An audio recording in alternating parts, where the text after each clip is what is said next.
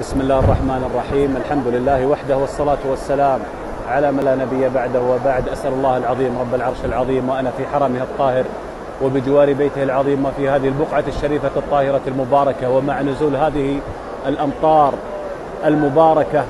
في شهر رمضان المبارك لعام 1444 الهجرة النبوية،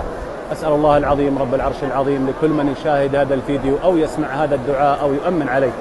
أسأل الله العظيم رب العرش العظيم أن يغفر لك ولوالديك ووالديهم وأهلك ومن له حق عليك، وأن يسكنكم الفردوس الأعلى من الجنة، وأن يحل عليكم رضوانه ومغفرته ورحمته فلا يسقط عليكم أبدا، والمسلمين والمسلمات والمؤمنين والمؤمنات الأحياء منهم والأموات.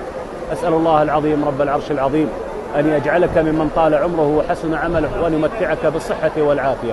وأن يجعل لك من كل هم فرجا، ومن كل ضيق مخرجا، ومن كل بلاء عافية، ومن كل ذنب مغفرة، ومن كل دين قضاء، ومن كل مرض شفاء، ومن كل داء دواء، وأن يرزقك من حيث لا تحتسب،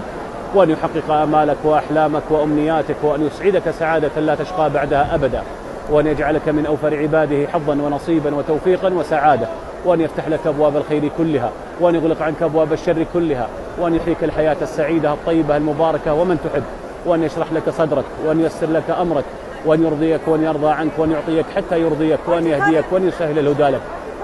اللهم إنك قلت وقولك الحق، وجعلنا الكعبة البيت الحرام قياما للناس وأمنا. اللهم أقمنا مما نحن فيه، اللهم أقمنا مما نحن فيه، اللهم أقمنا مما نحن فيه من هم وغم وحزن ونكد وضيق وتعسر حال وغلبة دين ومرض وبلاء، يا ذا الجلال والإكرام، يا حي يا قيوم يا رب العالمين. اللهم لا تدع لنا في مقامنا هذا ذنبا إلا غفرته، ولا هما إلا فرجته، ولا كربا إلا نفسته، ولا دينا إلا قضيته، ولا مريضا إلا شفيته، ولا مبتلا إلا عافيته، ولا أيما إلا زوجته، ولا متزوجا إلا ذرية صالحة وهبته، ولا حاجة من حوائج الدنيا والآخرة هي لك رضا ولنا فيها صلاح إلا أعنتنا على قضائها ويسرتها لنا برحمتك يا أرحم الراحمين. اللهم تقبل منا الصيام والقيام والدعاء، واختم لنا شهر رمضان برضوانك